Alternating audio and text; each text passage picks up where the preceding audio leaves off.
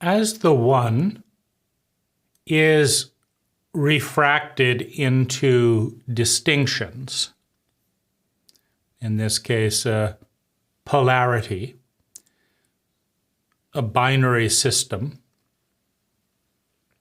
of black and white, up and down, of polarity. The circular nature of reality, the spherical nature of life, ensures that in order to breathe, in order to exist, we must move through all of the distinctions. The breath must move through every phase of the circle.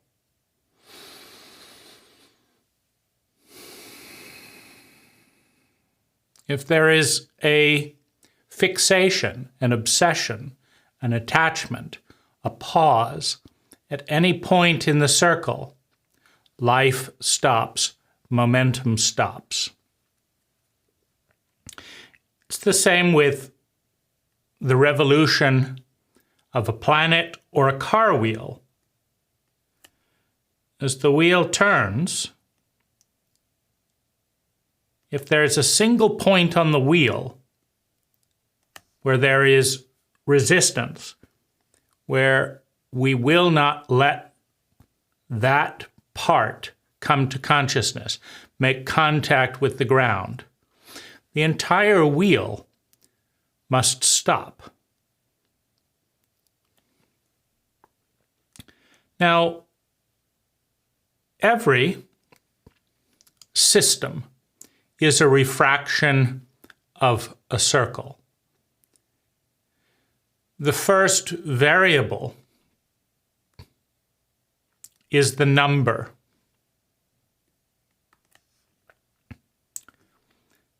If a circle is refracted into 7 distinctions, we have 1, 2, 3, 4, 5, 6, 7. If a circle is refracted into 7 distinctions, we now have a probability field. A distinction is a number, a distinction is a word, a distinction is a pattern, an identity. And this creates a probability field as each distinction relates to every other distinction. This distinction can relate here, it can relate here, it can relate here, it can relate here, it can relate here, and it can relate here. This distinction can relate here, it can relate here, it can relate here. You create a probability field. 7 times 7 is 49. So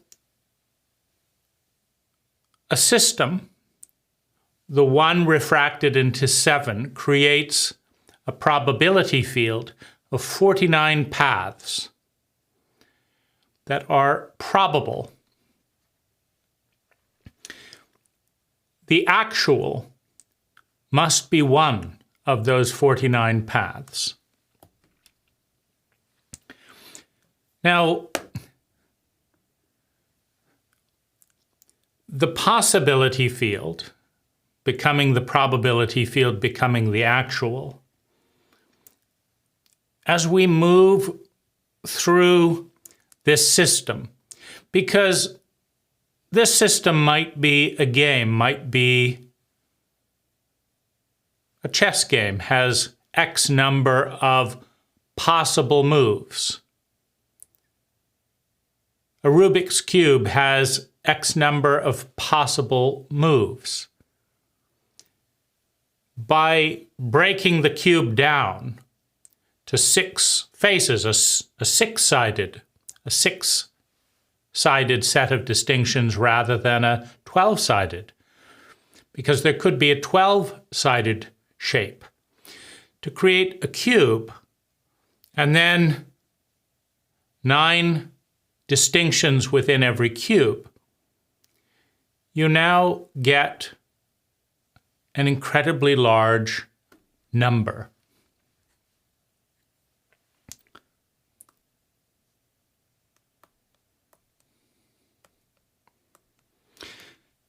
Now, the interaction between these two games, these two systems, creates a significantly larger probability field, because each of these squares can interact with each of the points over here. In this system, we now have a distinction multiplied by a distinction, a system multiplied by a system. Now, when we introduce time, we increase the probability field exponentially, because now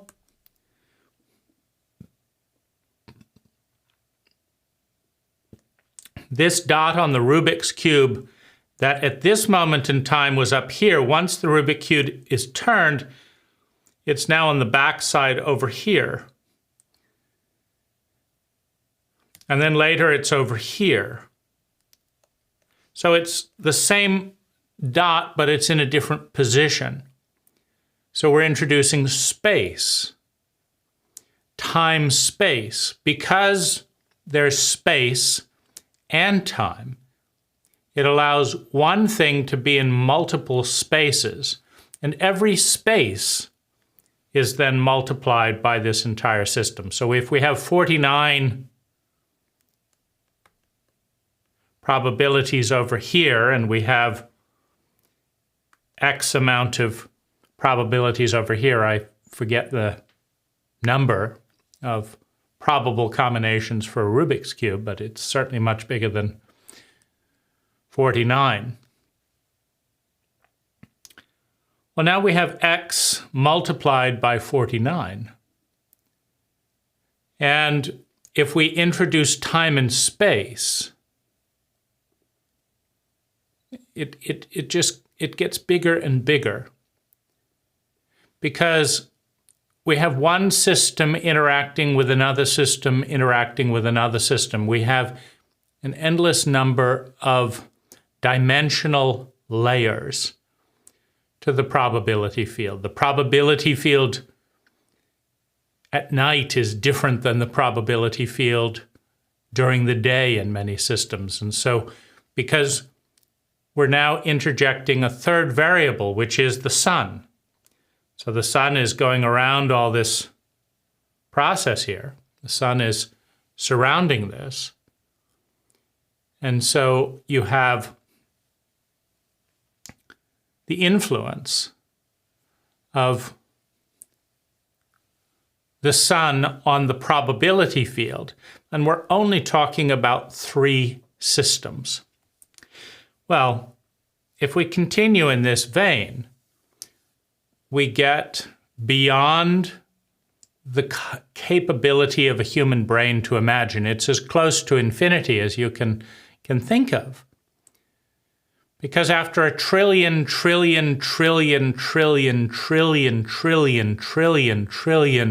probabilities that take more time than a lifetime to put into words, meaning you cannot even put 1% of 1% of these probabilities into language in an entire lifetime. Not 1% of 1% of 1% of everything that's probable, because of the complexity. We are talking about more than 1 trillion different systems, each with their own probability field. Take the human species. We've got more than 1 trillion unique human beings within the probability field of the human species. And every one of those human beings has a unique relationship with the ecology, with the probability fields of all the other systems that are around it. Now, if you take a system such as a solar system, where each of the planets are spinning at a different distance, at a different speed, then the probability field for this system, the solar system, is such that sometimes the planets will be equally weighted, and sometimes every certain number of years they will be exactly lined up. All of the different orbits will converge. Now, some systems are 90,000 year systems. Some systems are 2 billion year systems. Some systems are microseconds, milliseconds. And we can only have relationships consciously with a very narrow number of systems that are in scale. So a 2 billion year old system is not something we can have a meaningful rapport with because we're not around long enough to witness it. Now, the system that crystallizes and then dissolves in less than 1,000th of a second, and there are atomic systems and subatomic systems and sub-subatomic systems, whose routine, whose rhythm is so fast, is so rapid, that it would take a number of minutes for a human being to define the system that has already changed in the time it took to define it, which is effectively saying there's no relationship. If a system has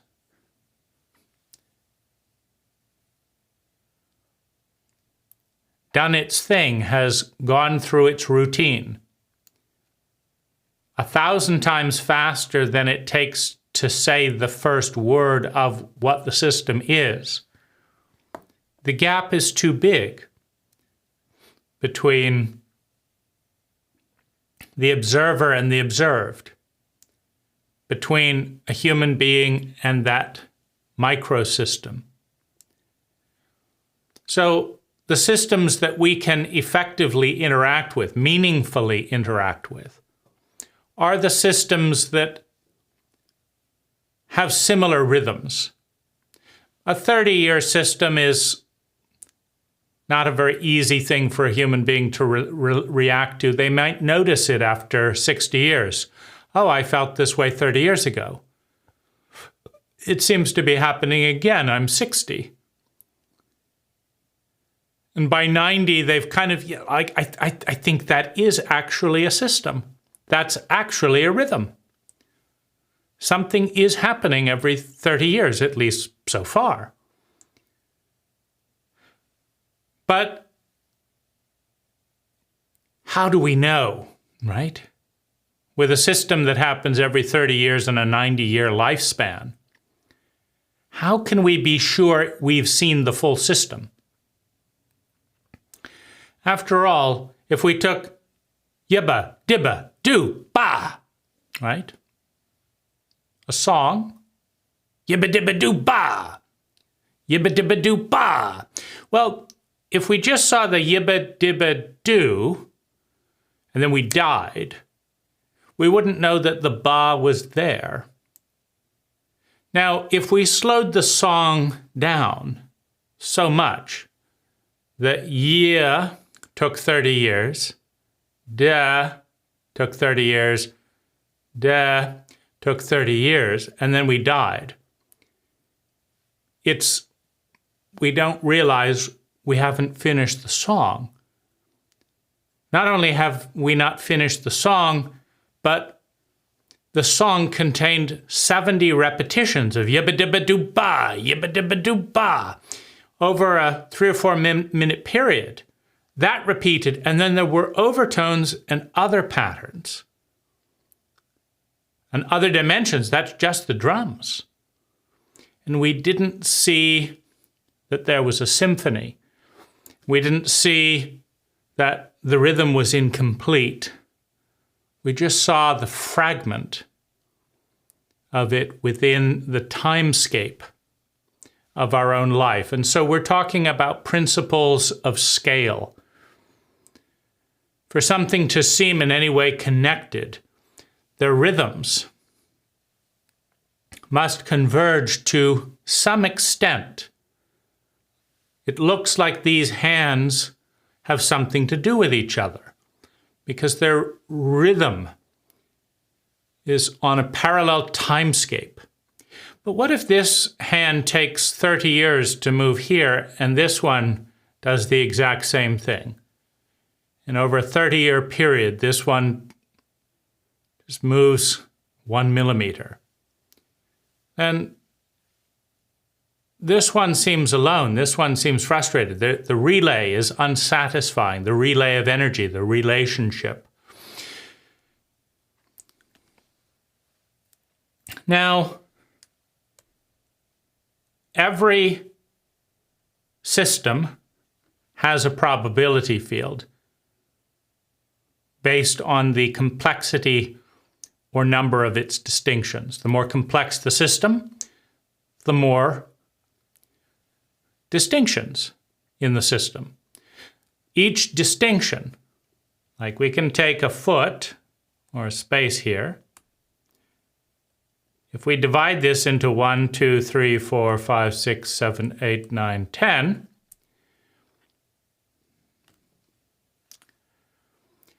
we can now create a system in which 10 times 10, 100, is the probability field within this system. So 10 times 10 is 100. We've generated a probability field. Now, there's nothing stopping us from taking this same span and doing it into 20. We just do a little distinction, a dash, between each of these other ones. Well, now we've got 20 times 20. We've got 400. If we do a dash between each of those, we've got 1600, right? So the complexity of a system, because if we do 20 distinctions between a space this big, and the probability field goes up to 1600 from 100, we're talking about well over 1,000% increase in the probability field as a result of increasing the number of distinctions or the complexity of the system. Now, in order for it to be called a system, it has to have a certain amount of routine. It cannot be completely random and be called a system. So a system is a pattern. For something to be a pattern, there has to be a witness that recognizes the pattern. So we look at the pattern here, and we see two patterns. We see a pattern of parallel line and vertical lines. It's not an erratic thing. These dashes, I haven't done this one randomly that way. So we've got a pattern there. Pattern of right angles, if we're looking at angles. Then we've got a pattern of symmetry. They're all roughly the same distance apart. And then we have a pattern of halving and halving. Now, if I just do something like that, what's the pattern?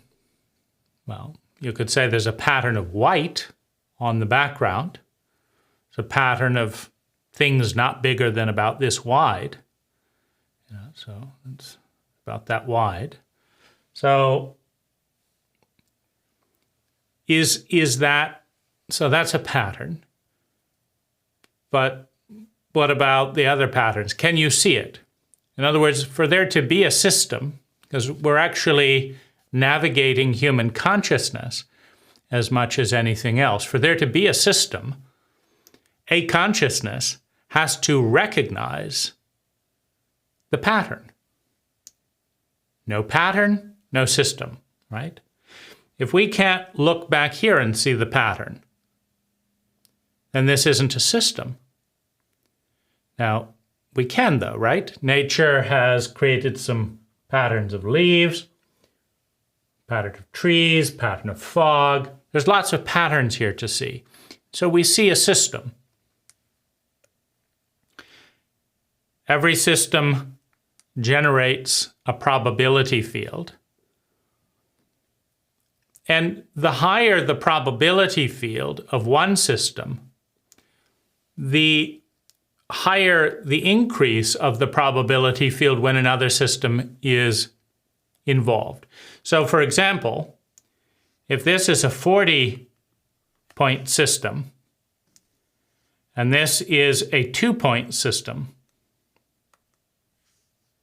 take the 1 and cut it into 2. When these two interact, it doubles the system. That's because this is only a 2-point system, right? If this becomes a 3-point system, now we triple the other system, right? So we've only got 3 here, but because we've got 40 here, we're tripling 40 as the probability field. We're not tripling 10. If we triple 10, we got 30. If we triple 40, we have 120. So, and if we take this into a 4-point system or a 6-point system, we're doubling the complexity as these two systems interact. Now, this is why no human relationship is exactly the same. Because we are each people with more than 1,000 conscious distinctions: skin color, hairstyle, age, accent, language spoken, etc. So each person has more than 1,000 conscious distinctions. That if you made any effort, you could note 1,000 distinctions just from here. Length of the video, language spoken, tonal range, shade of blue, wearing or not wearing a necklace, no earrings. We can create 1,000 distinctions just from this interaction here. And that, when you interact 1,000 multiplied by 1,000, you bring any other human being in, and you have more than 1 million ways that that relationship could go. It's, of course, much bigger than that, because that's 1 million different ways it could go with this person or this person or this person, and there's more than 1 billion people. Well, you don't have time to meet more than 1 billion people, so your effective probability field is not you against 8 billion, because you'd have to have time to explore those probabilities between you and all these other people. Now, here's the real kind of point of the video. Every effective system, every living system is moving in a spherical direction. it has to move through each stage of the system.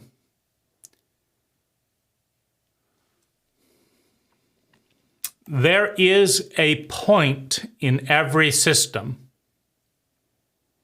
that is called a calamity, a tragedy, the worst possible point.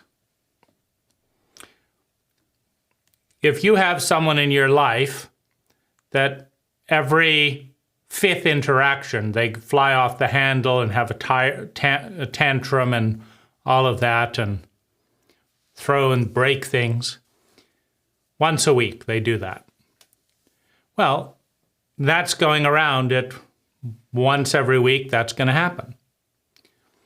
And if you have a severe bout of diarrhea every 10 days, sometime in a 10-day period, you're going to get a severe bout of diarrhea, and that's going around every 10 days. And if every 1,000th day you get in a car accident, and that's going around and around, and sometime in that 1,000 days you're going to get in a car accident, maybe a little one, maybe a big one. If every 200 days you get an unexpected bill that is 30% of your bank account, an unexpected bill, 30% of your bank account, and that's going around every 200 days.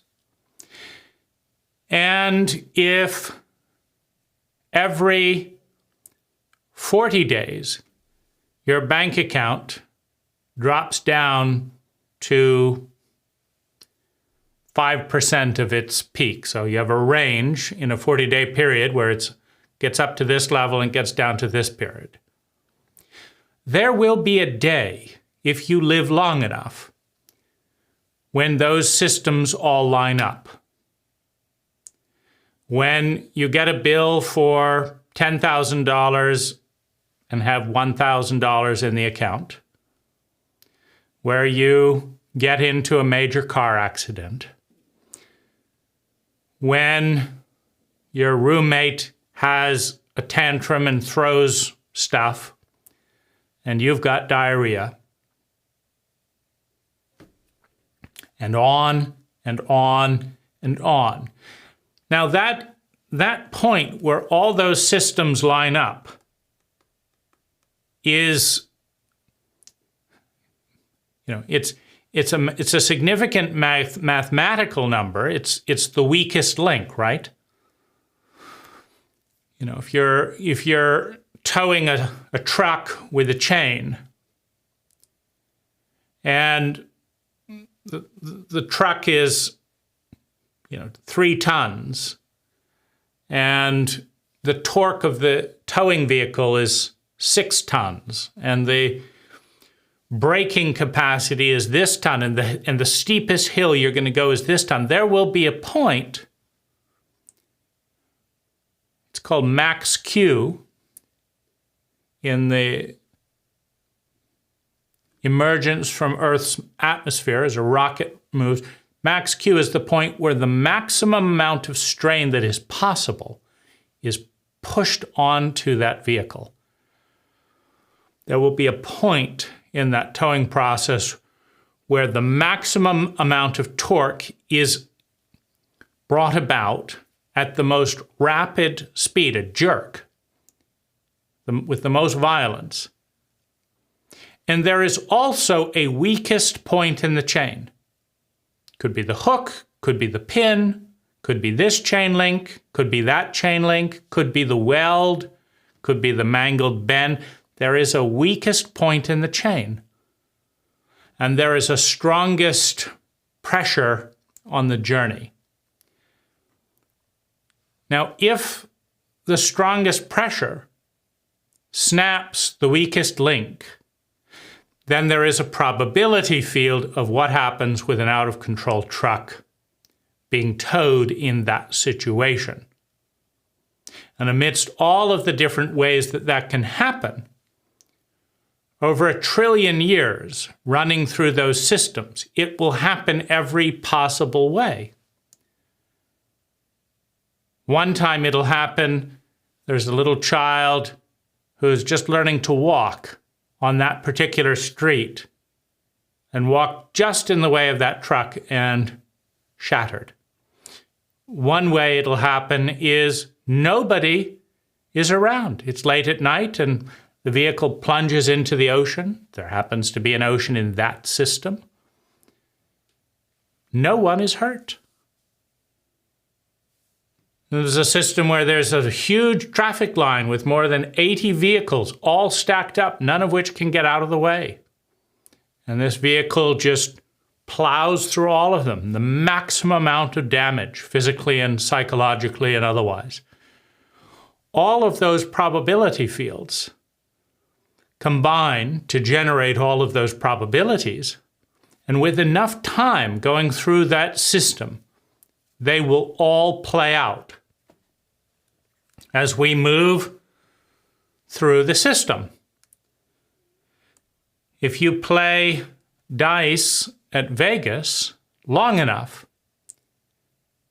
you will win a lot of money. If you play dice in Vegas long enough, you will lose it all. You will go through each of those permutations that are inherent in the probability field.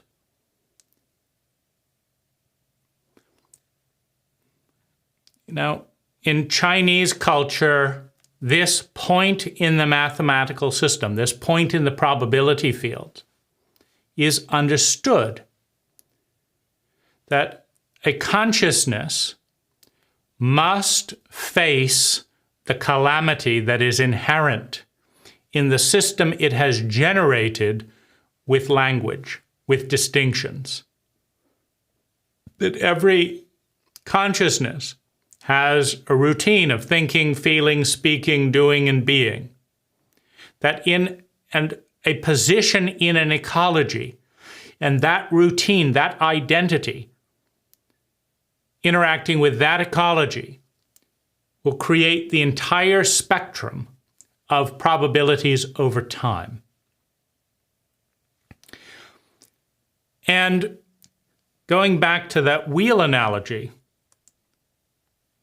if I decide that this is unspeakable, if I decide that this is taboo, if I decide that I cannot let this be said, if I decide that I cannot allow you to do this, if I decide I cannot allow my mind to see this data point,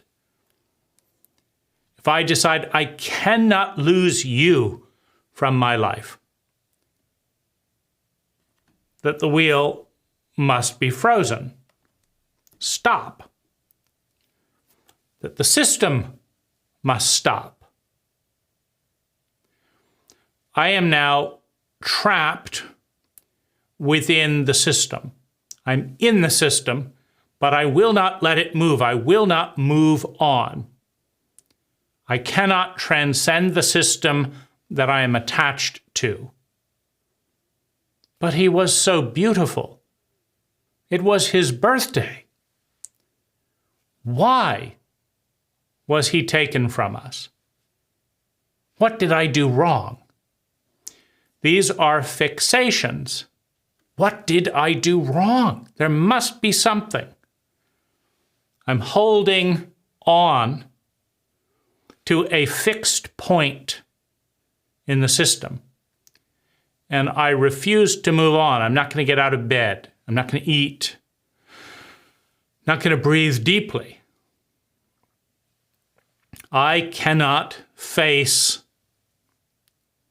the pain, the shock, the trauma of this probability within the revolution.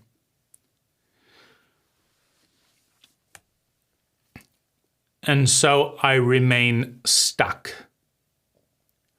I'm stuck in the past.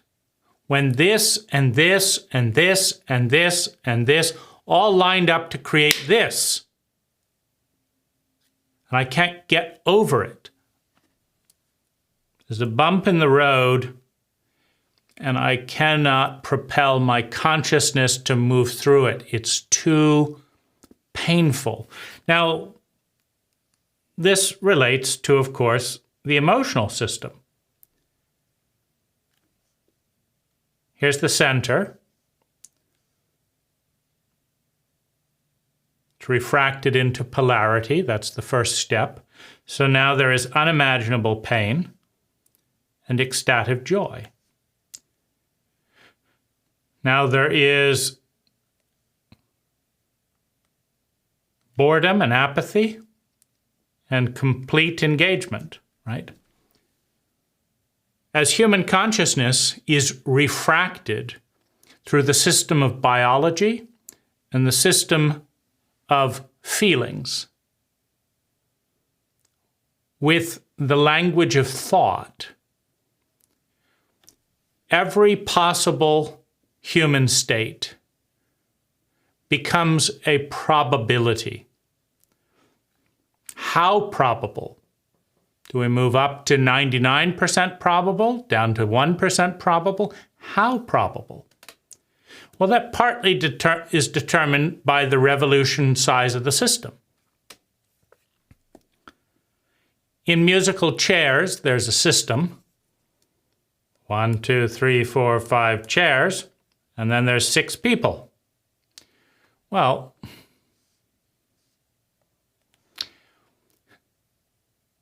and then if the song stops every 20 seconds, da da da da da da da, sit, da da da da da da da, sit. There's a 1 in 6 chance in every time it stops that we won't have a chair. If you play musical chairs with a 1 in 6 odds chance of not having a seat, and you play that 1,000 times, you will not have a seat. It's that simple. And the odds of you not having a seat at any given point are 20%. Now, those odds may change if you're playing with decrepit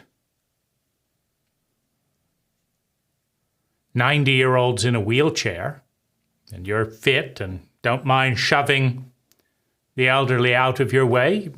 You may have a 70% chance of getting a chair, or 90, 95%. It goes up considerably, right? They're more polite than you. You're more rude. So you probably going to find a chair every single time, right? Just knock them out of the way. So on the other hand, if you're courteous and polite and after you, it's probably 100% chance that you're not going to be able to have a seat. And this also then brings up the awareness that we all get to see what system we're paying the most attention to. Because if we look at that game of musical chairs and, which strategy, which approach is the best one? The one that says, oh, after you, have a seat, or you're elderly, or ladies first, or whatever. Well, the more polite you are in musical chairs, the more you lose. So if the game you're playing, if the game you are identifying with is musical chairs, then the ruder you are, the more you win. But if the game that you're playing is long-term relationships, then the more polite you are, the more you win. So which game are you playing? Long-term relationships or musical chairs? To lose one, you win another. All things are created equal, but they are not all equal to you. They're not all equal to me. You may dispose of long-term relationships as being boring, uninteresting. Who cares? As long as I win musical chairs. I may see them as the most important part of my life, and the only reason I'm playing musical chairs is to make my friends happy, and they're even happier when I offer them a seat. So I do, right? Because I'm playing a different game. I'm focusing on a different arena. If I'm a financier identified with money, I will have a fit before I go to Vegas with a 98% chance of coming away with less money than I arrived. But if I'm a buddy who enjoys seeing my daughter and her friends respond enthusiastically, if I'm an adventurer, I may set a $500 limit or a $100 limit on the gambling losses and consider it good money to see the amount of exuberance in the room, to be present for a bonding experience. As long as I have the $100 to pay for that bonding experience, I'm playing a different game because I'm identifying with a different pattern, which has a different outcome. And so the individual that identifies more with some things than others, prefers more things than others, certain things more than others. The individual, each has their taste, each has their own unique preferences in this situation. Now, whatever system we choose to participate in, and whatever its odds, if we spend enough time in that system, we will be in that place when every single thing goes against us at the same time. Now, we get to choose the odds, meaning if I rescue children from burning buildings for a living or a vocation, and I want to keep breathing, well, my odds are lower of keeping breathing than if I spend my time hiking the Swiss Alps. If my focus is on the breath, I'm winning, and I'm winning a lot more going hiking in the mountains. If I'm focusing on a life, I'm winning more. Meaning, statistically, if I, as a fireman, die every one, let's say one fireman dies 1 in 1,000 saves.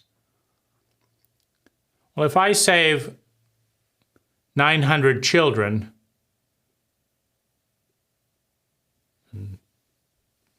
199 cats, and then within 3 years I'm dead,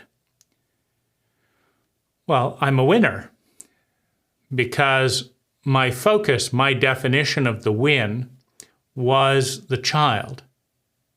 And there are now 999 lives more on this planet because I risked my life in a 1 in 1,000 gamble every single time I saved a child. So it depends on how we define the win. There will be a time, the calamity, and this is the time when the system is tested. When you've got diarrhea, when you've got a bill you can't pay, when your roommate is having a tantrum, the entire energy that is coming towards you may reach a breaking point where the system breaks. Reactively or proactively, it breaks. I can't deal with this. I don't care what other consequences there are. You're no longer my roommate. Get out. That's a pretty violent break. Get out now. Out.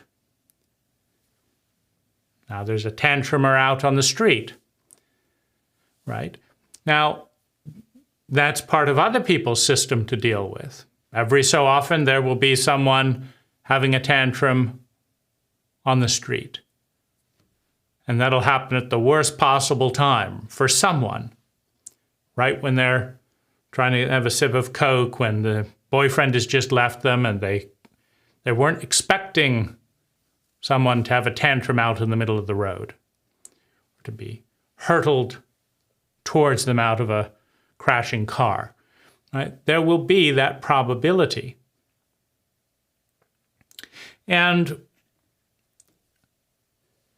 whether the system breaks or we transcend it, because this is also what can happen. The system can break, and in breaking can deteriorate into something more animalistic, more reactive, more crude.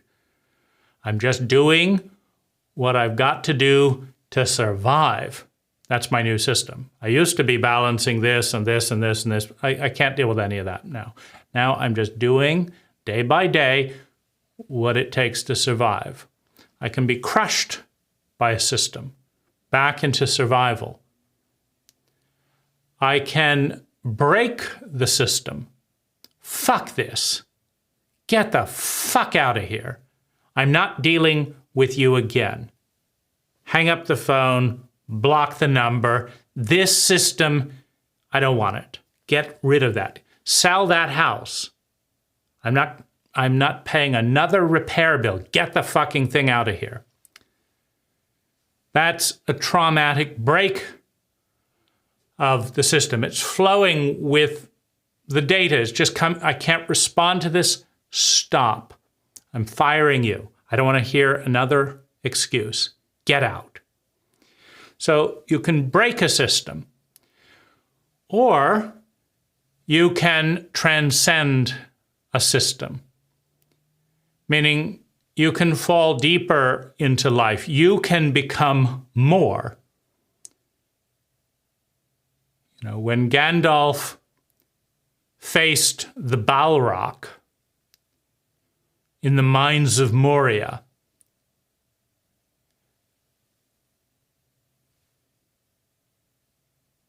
and bet his identity, his system of thinking, feeling, speaking, doing, and being, you are not going to pass here. I am surrendering my life, if necessary, to protect the fellowship of the ring. Now, Gandalf the Grey transcended into Gandalf the White on the other side of that battle, which of course is always a battle with self. All parts of reality are connected with all parts of reality. Every pattern in reality evolved out of the one. All relationships are reciprocal in some degree. Nothing is completely and utterly inert. It may be inert within the measurement or within the various narrowest field of observation, but every interaction affects both parts of the interaction. So the battles we have are one part of the probability field battling another part of the probability field, interacting with another part of the probability field.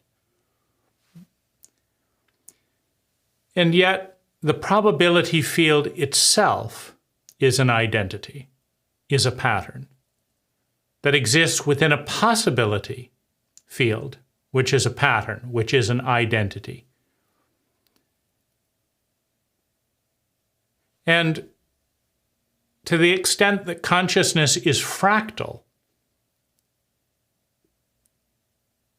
then within a possibility field, all things are happening in every possible way within that field. A possibility field is the biggest equation that there is. And a possibility field consists of distinct possibilities created by the observer. What do I mean by that? Well, if you take a circle, it has infinite possibilities. But one observer may divide the circle into 4 parts: north, east, south, and west. Well, you've now got 4 possibilities. But another person might do it into 360 degrees. Another person might divide the circle into 10 trillion and 80 degrees. Another person divides the circle into 10 trillion trillion degrees. The observer creates the complexity of the system with the complexity of observation, with the complexity of thought, with the complexity of language. A system is as big or small as a person's consciousness. A person's consciousness is as big and small as the dimensions upon which it exists. For example, we have maybe an average of 12 dimensions. Time, we pay attention to time, we pay attention to touch. These are dimensions. But there are infinite potential dimensions. There's a dimension in which the intersection of right angles and mass are measured by sound or are measured by joy. You can overlay the emotional possibility field with the dimensional distinction of right angles, and you can have a range of right angles produce the highest potential points of despair and the highest points of bliss based on what's going on with the right angles in the ecology.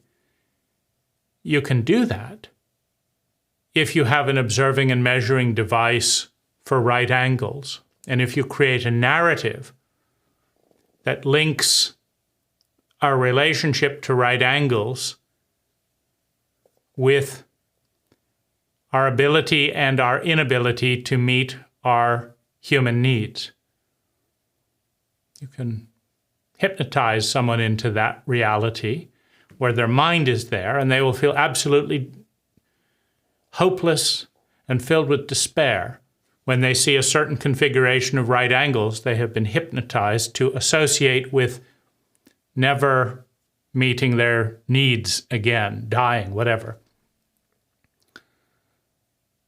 And you can enter a reality within the possibility field of reality.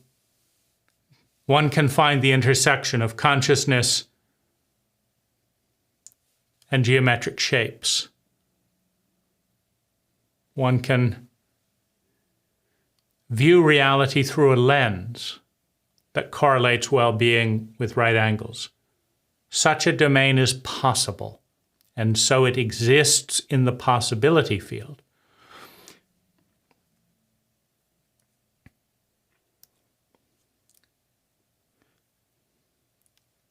The observer creates the systems refracted out of the sphere of the one, of the ecology, that we are all innately connected to.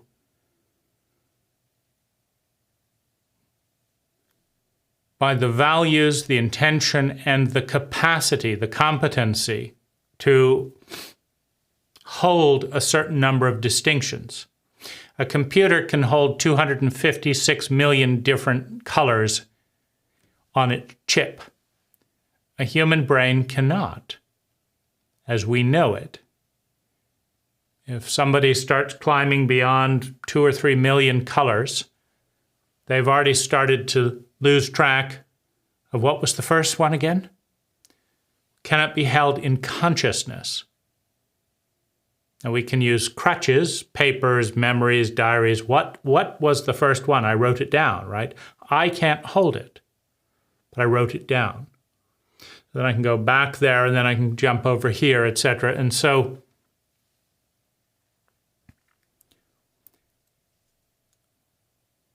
one possibility, one way of dealing with the worst possible point in a distinction is to change the pattern. I guess I don't need to do that anymore.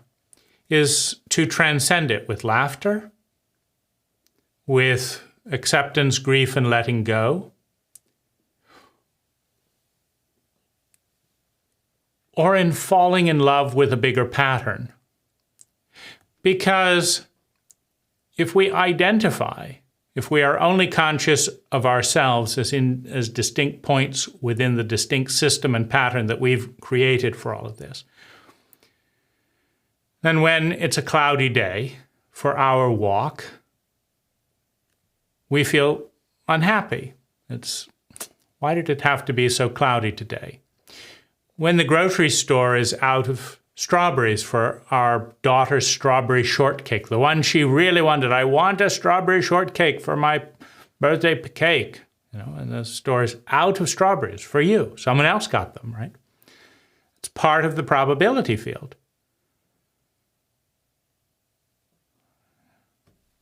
Your daughter and parents are going to say, you're a bad parent. You didn't get your daughter's favorite strawberry. That's also part of the probability field. Judgment, blame in our culture is very probable. So, one possible path is to fall in love with the probability field itself, with the possibility field itself, to understand a mathematical reality, which is that the possibility field is created by the number of distinctions held in the witnesses who view it. As the one is split into many with language, with consciousness, the possibility field is the size of the geometric equations created by that number. If you can split reality into 10 trillion and hold that, then there will be 10 trillion possibilities in your world. And among those possibilities, they are always neutral, meaning there are good possibilities that are balanced with an equal number of bad possibilities. If you create the distinction of good, it is meaningless without bad. If you divide the world into good and bad, they are always equal parts of one whole. When you divide one into two, you get two equal halves. If you understand that the freedom to live fully is meaningless without the freedom to die fully, then one doesn't stop the world from dying freely, because that's unacceptable. One can accept, when I was in Thailand, which is the motorcycle death capital of the world, at least Phuket is the motorcycle death capital of the world. And it's not surprising. Anyone from any country in the world can arrive in Phuket and drive a motorcycle without a motorcycle license, number one. 2, number of motorcycle schools in Phuket, almost non-existent. Number 3, it's cheap to rent a motorcycle. Number 4, almost no one wears a helmet. And number 5, the helmets that come with the rental bikes are dinky little bits of plastic that, wouldn't come close to bothering you. Number 6, Thailand hosts people who drive on different sides of the road. So someone from England is going to be oriented to drive in a different direction than someone from Thailand or America, right? So different sides of the road, no training, no license, few helmets, etc. Anything. Then Thailand is incredibly liberal around drink in bars. Then people from all over the world come to get drunk in bars. And you put all those separate systems together and you produce an equation that nominates Phuket as the motorcycle death capital in the world. Now, people die all the time. There are accidents all of the time. However, people live all of the time in ways they have never lived before. And that is also possible in Phuket, Thailand. You can have experiences with that degree of freedom, with that probability field that you have never had anywhere else. So you cannot have the one without the other. Sure, in Vegas, there's a 98% chance that you'll walk out of there losing all the money you came and gambled. There's also a 2% chance that you come away with double your money, with a noticeable winning. You cannot have whatever is put on the half that is the good without the other that is the bad. You cannot have freedom to be kind and generous when somebody already stole your money with taxes, so you don't have any left, right? You will be generous or you will be put in jail. You will pay your taxes, or we will kill you and destroy your family, right? To expand the possibility field in one direction is to expand it in the other.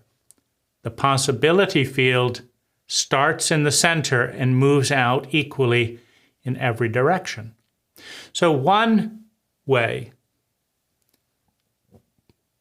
to transcend a personal trauma, a personal drama, that point when every single thing in all your systems line up in the worst possible way, is accepting and falling in love with the possibility field that requires it to be possible for somebody to experience what you experienced. Because if one possibility, if a single digit is deleted in the possibility field, the entire possibility field ceases to exist. In practical terms, there is a possibility field for human beings. It's a number that is incomprehensible to a human mind. But if you take all of the human beings that could potentially live, and all of the potential interactions they get, you will get a number of possibilities. And you are one of those possibilities, one of those probabilities, one of those actualities. You're one of them. The field collapses, the equation collapses if you are deleted from that field. You cannot change a single digit in the equation of the possibility field without changing in some way every digit in the entire field.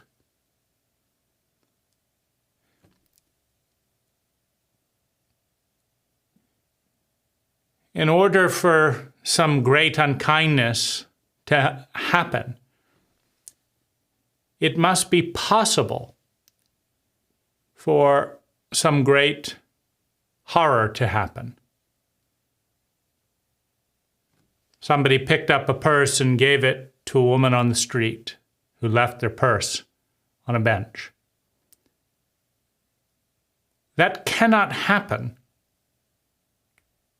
without a range of other possibilities, which includes the ability to walk off with the purse. Because if people are programmed robotically to return every purse, then the freedom, the kindness, you could have done this, but you did this,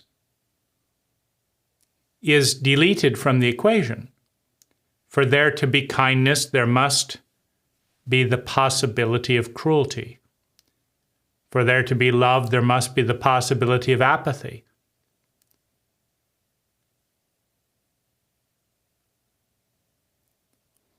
It cannot always go one way and have meaning that it went the other way. If every single time you rolled the dice you won in Vegas, because that's the program, the game was you came to Vegas and you bet $1, and the rule was that you roll the dice, and any number that the dice landed on, you'd get $10. Roll the dice, roll it out, see what, am I going to get $10 this time? Every single time. Well, who's going to go to Vegas for an adrenaline addiction with that game? I've got an adrenaline addiction. I like to play on the edge. Put down $1. In fact, I'll put $10. And I'm absolutely guaranteed to get $100. Doesn't matter what why look at the dice? It doesn't matter. It always lands on something. Just give me my money, right? All of that suspense, all of that adrenaline just disappears because you cannot lose in that game. Except you lose all adrenaline. You lose all ambiance. You lose all interest in the dice. So it just depends how you define your win.